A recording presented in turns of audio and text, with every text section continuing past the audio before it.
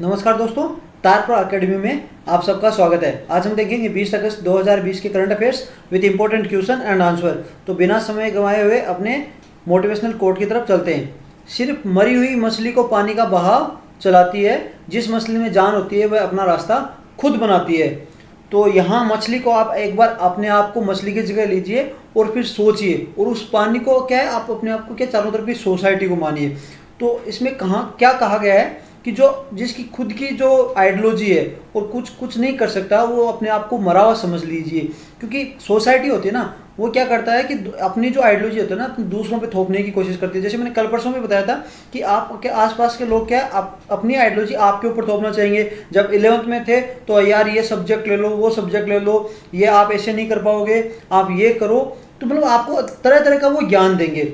लेकिन क्या है, आप जो लोग अपनी खुद की आइडियोलॉजी और अपनी खुद की जो कैपेसिटी भूल के उनके अगर रास्ते पे चलने लगे ना, तो वो एक मरी मछली के समान है। क्योंकि आप दूसरों के इशारों पे चल रहे हैं, आपको खुद अपनी क्या जिंदगी का खुद फैसला नहीं ले रहे हो। तो इसमें क्या कहा है, जिस मछली में जान होती है वो अपना रास्ता खुद बनाती है। तो अगर समुद्र का बहाव विपरीत भी है, फिर भी वो क्या अपने डेस्टिनेशन को विपरीत साइड में चल सकती है। तो यही दोस्तों ये होती है कि अगर आपके सामने सारे के सारे क्या है, अगर ऑपोजिट डायरेक्शन में खड़े हो जाएं, आपके सामने खड़े हो जाएं और लग रहा है आपकी आइडियोलॉजी सही है, आपने अपना अच्छा कोई गोल बनाया है, कुछ भी सोचा है और वो सही है, तो आपको कोई डर नहीं है। ठीक है, यहाँ पे सब कुछ की फ्रीडम है, आपको अपना रास्ता खुद चलना है, ना कि सोसाइटी की बातें मानना है। सोसाइटी क्या है, तरह तरह टाइम पे बदलती रहती है। ठीक है, तो ये क्या है, डायनेमिक चीज़ें हैं। तो आपको अपना कोई दृढ़ निश्चय लेकर चलना है कि आपको ये चीज़ें करनी है, कोई गोल पाना है। तो हमेशा आपको सोसाइटी को एक साइड में रखना ही रखना पड़ेगा। मैं हमेशा के नहीं कहूँगा, लेकिन आपको अगर कुछ पाना है तो आपको सोसाइटी की जो बातें हैं उनको आँख मूंदनी पड़ेगी। क्योंकि आपको यहाँ पे क्या है, डीमोटिवेट करने वाले ज़्यादा मिलते हैं, मोटिवेट करने वाले बहुत कम मिलते हैं। मैं ये नहीं कहूँगा कि मोटिवेट करने वालों से दूर रहिए, मोटिवेट करने वालों से भी पास रहिए, लेकिन आपको अपना सबसे ज़्यादा मोटिवेशन खुद से मिलना चाहिए। सबसे ज़्यादा मोटिवेट करने वाला क्या है, आपके अपने आप के अंदर होना चाहिए।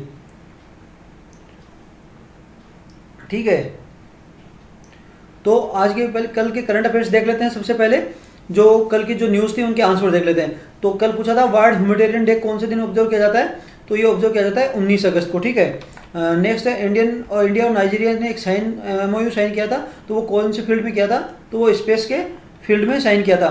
वर्ल्ड टालेस्ट पियर ब्रिज कहाँ पे कंस्ट्रक्ट किया जा रहा है, तो वो मणिपुर में किया जा रहा है। नेक्स्ट है Atal ranking of institution and on innovation and achievement, जो रैंकिंग रिलीज की गई है 2020, वो कौन सी मिनिस्ट्री के द्वारा रिलीज की गई है। तो ये थोड़ा सा इंपॉर्टेंट क्वेश्चन बन जाता है। ये है मिनिस्ट्री ऑफ एजुकेशन। तो मिनिस्ट्री ऑफ एजुकेशन का पहले नाम क्या था, मिनिस्ट्री ऑफ HRD। ठीक है, human resources and development ministry नाम था इसका।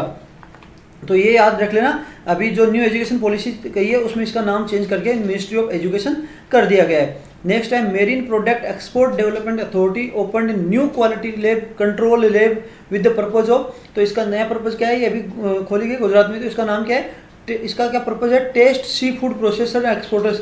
जो सी फूड को भेजते हैं, जो प्रोसेस करते हैं, और जो एक्सपोर्टर्स हैं उनके सी फूड को टेस्ट करना जरूरी है। क्योंकि ये देखना है कि ये जो इंटरनेशनल लेवल का जो क्राइटेरिया है ये फॉलो कर रहे हैं कि नहीं कर रहे हैं। क्योंकि अभी जो इंडिया का जो सी फूड को एक्सपोर्ट करने का जो एक लक्ष्य बनाया था, वो लक्ष्य अभी इंडिया नहीं पा पाया है। तो इसी के लिए क्या है कि उनकी क्वालिटी को चेक किया जाना चाहिए, ताकि हम भी सी फूड में सेल्फ रिलायंस बन सके और ज़्यादा से ज़्यादा हम एक्सपोर्ट कर सकें।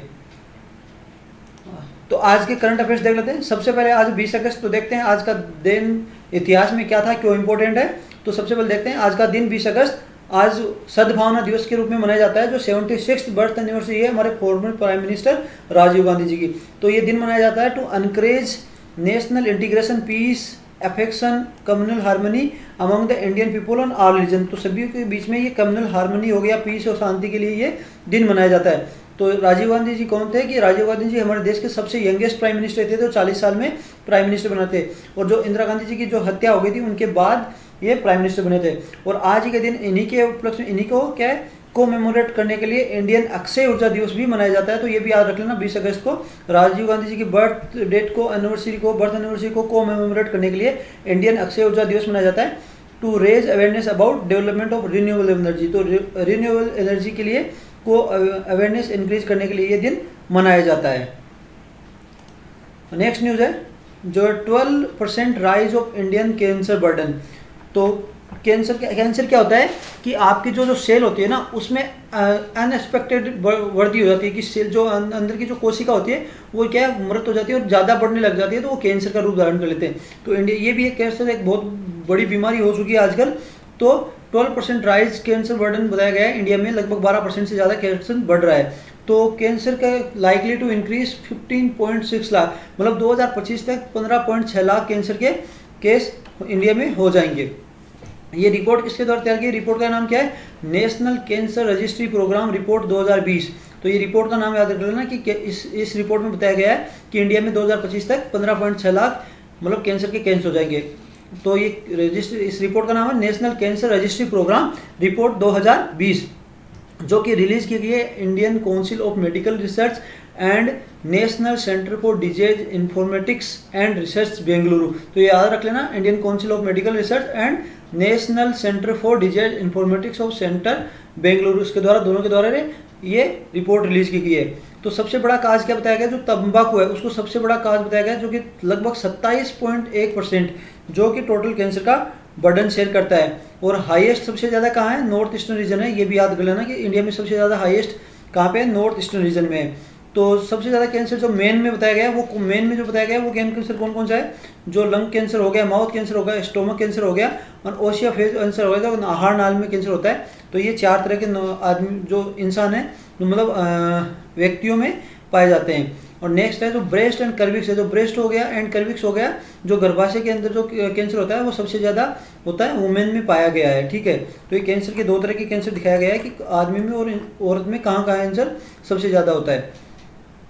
नेक्स्ट इंपॉर्टेंट न्यूज है no go forest approved for mining. जो नो गो फॉरेस्ट है वो अप्रूव कर दिए गए हैं माइनिंग के लिए। ठीक है, तो ये सबसे पहले देखते हैं जो सिंस ये क्या कहानी है कि 2015 से लेकर लगभग 49 ब्लॉक्स थे वो क्लियर किए गए थे माइनिंग के लिए। उनमें से 9 जो एरिया थे वो नो गो एरिया थे। तो देखते हैं नो गो एरिया क्या है। No go classified by ministry of environment forest. जो नो गो फॉरेस्ट है वो क्लासीफाई किए गए हैं ministry of environment forest and climate change के तहत, जो कंटेनिंग वेरी डेंस फॉरेस्ट, जो कि बहुत ही ज़्यादा इस तरह का बहुत डेंस फॉरेस्ट है, मतलब वहाँ जा भी नहीं सकता कोई। और उसको क्लोज्ड है ना, और it's close to coal mining, मतलब इनको क्लोज कर दिया है कि यहाँ पे कोल माइनिंग होगी, बहुत डेंस है। और ये एक तरह का क्या है इकोलॉजी को बनाए रखते हैं। जैसे वेस्टर्न घाट हो गए, ईस्टर्न घाट हो गए, वहाँ पे बहुत ज़्यादा डेंस फॉरेस्ट है, तो वो क्या इकोलॉजी को बनाए रखते हैं। और दूसरा क्या है वहाँ पे एक बारिश को खींचने का भी वो काम रहते हैं। पेड़ पौधे क्या है वहाँ का एक वाटर शेड बनाए रखे हैं, तो उनको क्या क्लोज कर रखा था माइनिंग के लिए। लेकिन अभी क्या है कि जो नो गो फॉरेस्ट है उनको भी रेगुलर क्या है, आप देखो जैसे 49 में से 9 को फॉरेस्ट है उनको कोल माइनिंग के लिए बोल दिया गया है। और ये 2020 में क्या है जो 41 जो ब्लॉक्स ऑक्शन के लिए रखे गए थे 2020 में केवल में उसमें से 21 तो क्या थे जो नो गो लिस्ट के जो जंगल थे उनको भी ऑक्शन लिस्ट में रख दिया। तो इसका क्या इफेक्ट हो सकता है आपको पता है कि आपने जंगल समाप्त कर दिया और वहाँ कोल माइनिंग। आप अभी ये देख रहे हो जैसे कितना घना जंगल है, इसकी फोटो देख रहे हो, नेक्स्ट वीडियो में नेक्स्ट स्लाइड में दिखाऊंगा। तो ये लगभग ये जो हमें किसने बताया कि 41 में से 21 जो फीचर जो थे नो गो फॉरेस्ट थे, ये बताया था centre for science and environmental ने जो ये बताया था, centre for science and environment ने ये हमें बताया वेबिनार में। लगभग जो 41 जो ब्लॉक 2020 में रखे गए उनमें से केवल 21 जो ब्लॉक थे वो तो नो गो फॉरेस्ट में से थे। तो मैं आपको अगली फॉरेस्ट में दिखाता हूँ। ये अभी घना देख लीजिए कैसा घना है और इकोलॉजी पे कैसे इफेक्ट पड़ता है। और फिर देख लीजिए सारा का सारा वन उजाड़ के यहाँ पे मतलब माइनिंग का काम हो रहा है। तो ये इकोलॉजी पे आपको पता है किस तरह इफेक्ट पड़ेगा। आप देख सकते हो यहाँ की जो डाइवर्सिटी वो खत्म हो गई, यहाँ पे रहने वाले जीव जंतु खत्म हो गए, यहाँ पे जो छोटे छोटे जो वाटर शेड एरिया थे वो खत्म हो गए। तो आप इनको क्या है इस तरह लिंक कर सकते हो।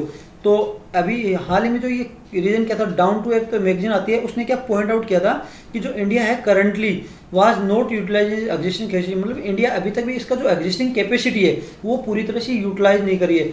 और आरटीआई जो एक आरटीआई डाली गई थी जो उसमें भी कोल मिनिस्ट्री ने बताया कि लगभग 100% में से केवल 67% ही अभी कोल माइन ऑक्शन हुआ है लगभग 2015 के बाद में।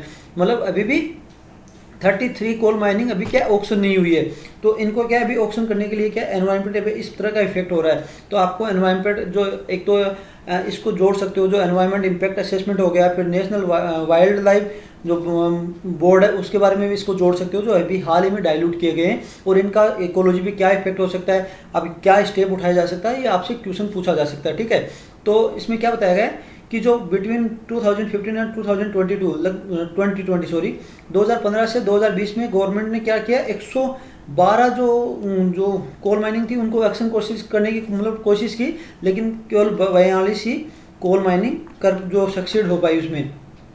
तो अभी थोड़ा सा हम इसके बारे में देख लेते हैं। जो ये मोस्ट ऑफ द सबसे ज़्यादा जो पोटेंशियल है कोल माइनिंग, सबसे ज़्यादा कोल कहाँ पाया जाता है, जो छत्तीसगढ़ हो गया और मध्य प्रदेश में सबसे ज़्यादा कोल पाया जाता है। लेकिन इसका दूसरा वहाँ पे एक दूसरा इम्प्लीकेशन क्या हो सकता है, मतलब हार्ड हिट क्या हो सकता है, वहाँ पे सबसे ज़्यादा क्या ट्राइबल्स रहते हैं आपको पता है, और सबसे ज़्यादा पुअरेस्ट पीपल उस एरिया में जंगलों में रहते हैं ट्राइबल्स में।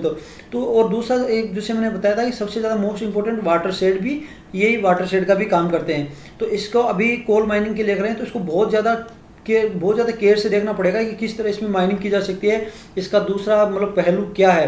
तो क्योंकि दूसरी बात ये है कि एक कार्बन सिंक का भी काम हो रहा है, तो ये क्या है पोल्यूशन इम्प्लीकेशन भी हो सकता है कि कितना पोल्यूशन बढ़ेगा, क्योंकि आप जान सकते हो इतनी दूरी में जब आप फॉरेस्ट को ख़त्म कर दिया जाएगा तो मतलब एनवायरनमेंट पे इम्पैक्ट पड़ेगा, और जो कार्बन को जितना ये पेड़ ऑक्सीजन देते हैं और कार्बन को क्या है ऑब्जर्व करते हैं, तो वो भी एक एनवायरनमेंट पे बैड इफेक्ट रहेगा। तो इसको आप इस तरह लिख सकते हो। आपसे इम्पैक्ट अगर कोई पूछा जाए कि इसके जो, और ये दूसरी चीज़ हो रही है कि देखो डेवलपमेंट भी एनवायरनमेंट के साथ ज़रूरी है। जैसे आपको बताया गया इकोनॉमी एंड एनवायरनमेंट होते हैं, दोनों एक दूसरे के पूरक होते हैं, तो साथ साथ में क्या डेवलपमेंट भी जरूरी है। तो लेकिन उस डेवलपमेंट को किस तरह इम्प्लीकेट किया जाए, तो ये आपसे क्वेश्चन पूछा जा सकता है कि हमें दूसरी जगह जाके इसी जगह में क्या जो कुछ जो अनकल्टिवेटेड लैंड है उनको फॉरेस्ट बनाना चाहिए, उनके ऊपर ज़्यादा ध्यान देना चाहिए, और दूसरा कि जो वन्य जीव हैं उनको भी ट्रांसलोकेट करना चाहिए। तो आप इसको किसी तरह भी आप जोड़ के इसमें बना सकते हो। नेक्स्ट न्यूज़ है railway deploys Ninja for surveillance. तो निंजा क्या है, इस तरह का अनमैन्ड एरियल व्हीकल है, उसको डिप्लॉय कर रहा है इंडियन रेलवे। तो क्या है ड्रोन बेस्ड सर्विलेंस होगा टू एनहांस सिक्योरिटी। तो आपको पता है कि अब जगह जगह आदमी को जाने की नहीं है, वो केवल एक केबिन में बैठा रहेगा और ड्रोन उड़ाएगा, तो उससे क्या है जो सिक्योरिटी होगी वो पता चल जाएगी, पता भी नहीं चलेगा, वो ड्रोन वहाँ पे जस्ट सर्वे करके आ जाएगा। तो जो रेलवे जो ट्रैक है बार बार लोग उखाड़ लेते हैं, कुछ लोहा निकाल लेते हैं, तो उनकी भी एक तरह की सिक्योरिटी रहेगी। और जो वर्कशॉप्स हैं वहाँ पे से क्या लोग चोरी कर लेते हैं, तो वो भी एक तरह का उनसे भी बचाव रहेगा।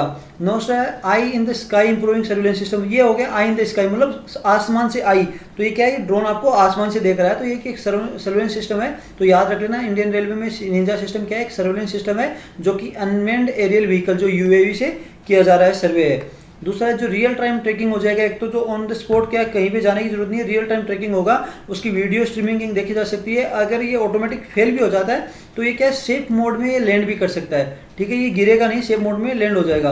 तो कैन भी यूटिलाइज, तो इसको क्या क्या यूटिलाइज के काम में यूज किया जा सकता है, जो क्रिमिनल्स हो गए, एंटी सोशल एक्टिविटीज़ हो गई, गैम्बलिंग हो गई, थ्रोइंग ऑफ गार्बेज होगा चारों तरफ, हॉकिंग हो गया मतलब चोरी कर रहा है कोई, तो ये जो रेलवे की जो प्रीमिसेस है उनमें ये चीज़ें हो रही हैं। तो इसको क्या रेलवे के जो ऑफिसर्स हैं वो जो भी हैं वो इसको कम कर सकते हैं, रोक सकते हैं। और इसको साथ साथ में हम किस तरह यूटिलाइज कर सकते हैं, आपको पता है जब ड्रोन जो है इसको किस तरह यूटिलाइज कर सकता है कि जो कोई रेस्क्यू ऑपरेशन हो गया, किसी चीज़ को रिस्टोर करना है और कोऑर्डिनेट करना है कहीं पे, तो इसको यूज़ किया जा सकता है। तो ड्रोन आपको पता है कि ड्रोन जो सिस्टम है, जो ड्रोन की जो हम अपनी technology day to day life में बहुत ज़्यादा बढ़ रहा है। और अभी क्या है ड्रोन को क्या है डिलीवरी सिस्टम ही कई जगह जो ये अमेजोन हो गया, कुछ चीज़ें हैं ये भी यूज़ करें। अभी तो ड्रोन क्या है जो उबेर जो कार वगैरह है ड्रोन का यूज़ करके आपको एक दूसरे जगह ले जाने में है। तो जो एरियल व्हीकल्स हैं इनका बहुत ज़्यादा इंपॉर्टेंस है। अभी डीजीसी इन पे क्या कुछ रोल पे लगा रहे हैं, इनका गलत काम भी हो सकता है। जैसे अगर इन पे रेगुलेट नहीं किया जाए तो इस पर कोई आईईडी लगा के बम लगा के भी दूसरी जगह भेज सकता है। तो हर चीज़ का प्लस माइनस दोनों होता है। तो आप इसके बारे में लिख सकते हो।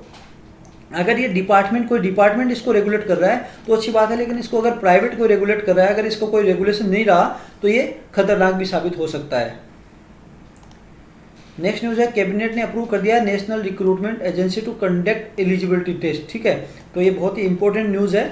तो इसका क्या क्या है, तो ये क्या है नेशनल एलिजिबिलिटी जो एजेंसी क्या करेगी, कॉमन एलिजिबिलिटी टेस्ट क्या है सभी का कॉमन एलिजिबिलिटी टेस्ट लेगी।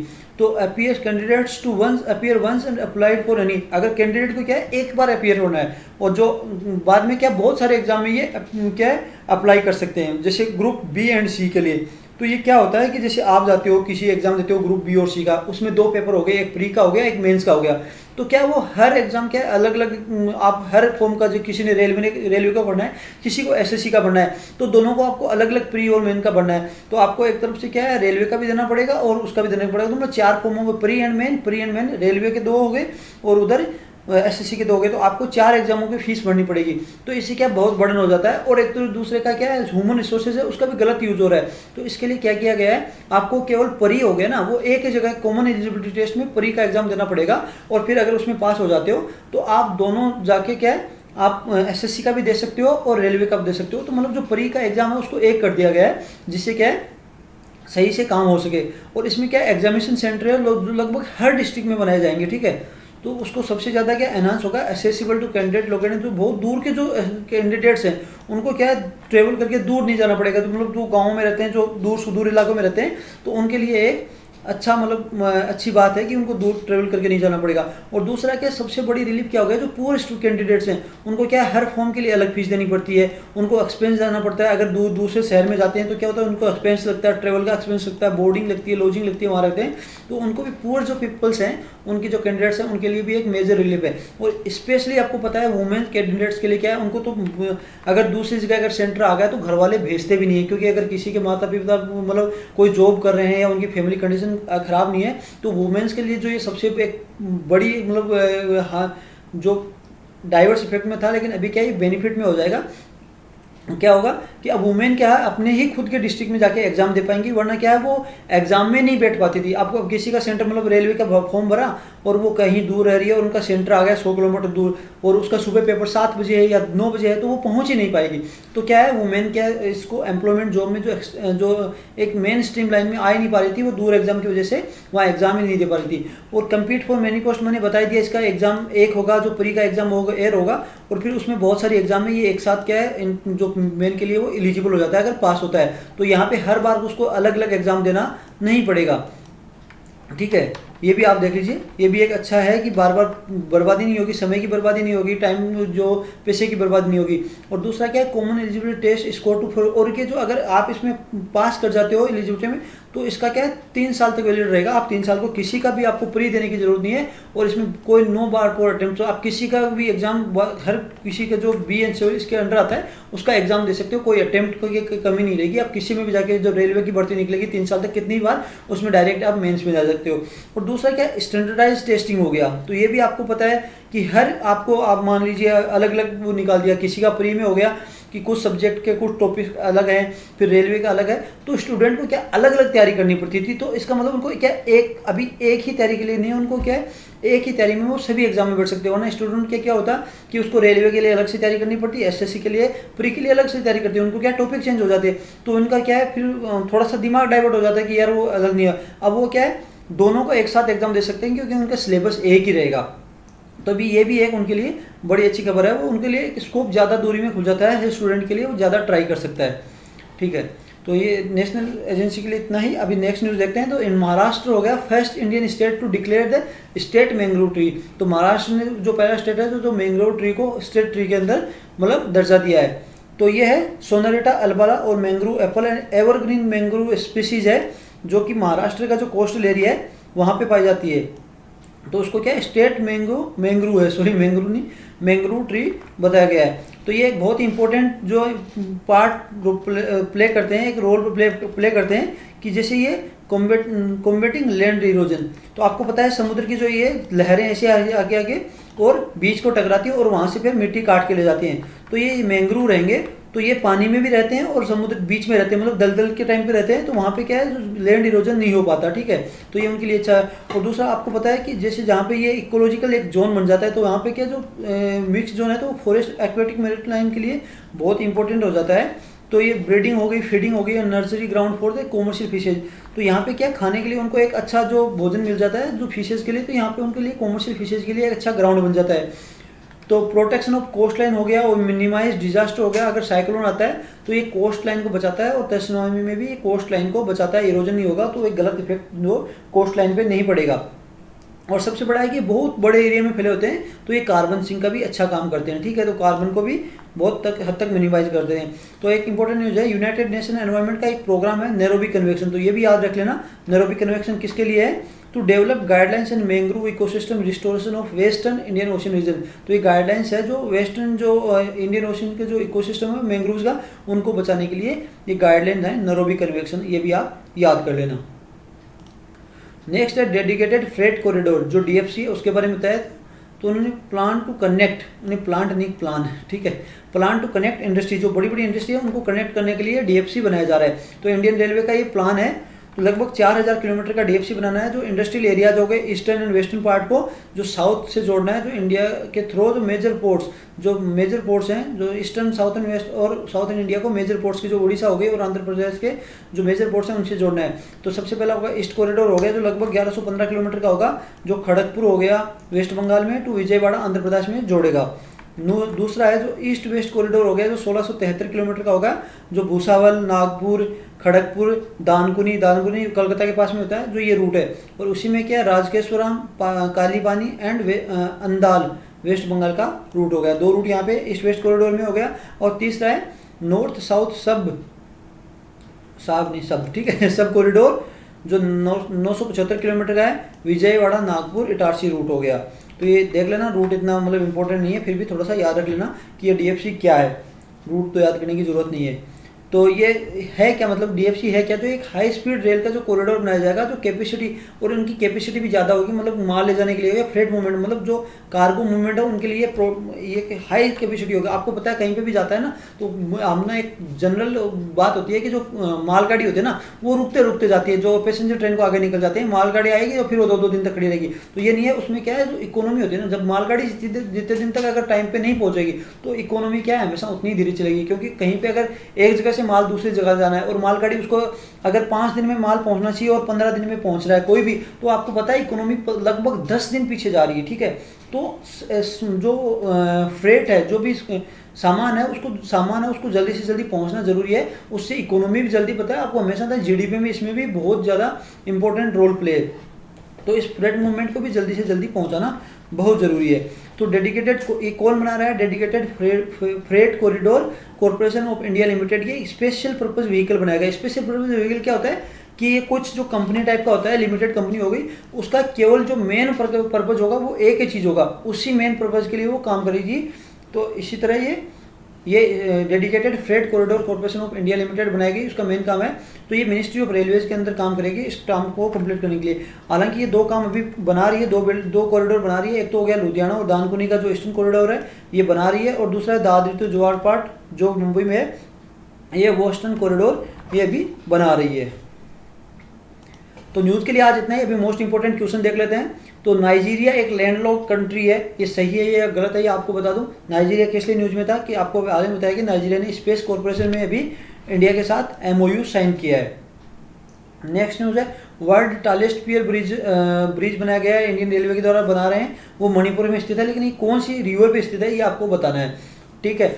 Top public institute of Atal ranking of institution of innovation achievement, जो इसमें जो टॉप कौन सी यूनिवर्सिटी ने किया था वो आपको बताना है, मतलब कौन सा इंस्टीट्यूट है उसने टॉप किया था Atal ranking and institution on innovation and achievement. मैं केवल पब्लिक का पूछ रहा हूँ, नॉट सेल्फ रिलायंस और नॉट एंड प्राइवेट, आपको दोनों याद होने चाहिए, लेकिन यहाँ आपको पब्लिक बताना है। नेक्स्ट है marine product export development authority open a new quality lab, जो कहाँ बनाई गई है, आपको मैंने बताया था कि जो एक्सपोर्टर और प्रोसेसर्स हैं उनका जो सी फूड है उनको टेस्ट करने के लिए लैब बनाई गई है, लेकिन ये लैब कहाँ बनाई गई है ये आपको बनाना है।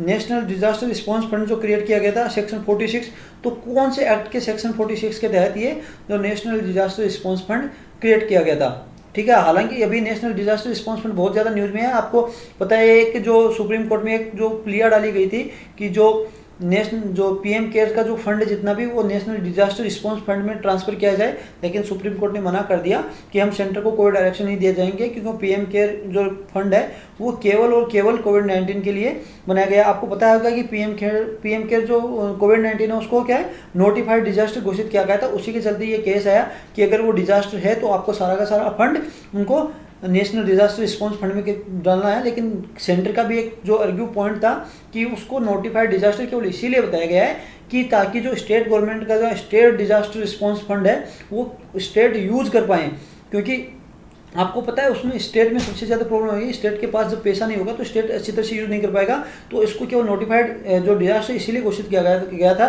कि स्टेट को एक अथॉरिटी मिल जाए ताकि वो जो स्टेट जो के पास जो डिजास्टर रिस्पॉन्स फंड है उसको अच्छी तरह से कोविड-19 को टैकल करने के लिए यूज़ कर पाए। तो आपको सेक्शन में बताना है कि जो नेशनल डिजास्टर रिस्पॉन्स फंड है कौन से सेक्शन के तहत, नहीं कौन से एक्ट के सेक्शन 46 के तहत बनाया गया था।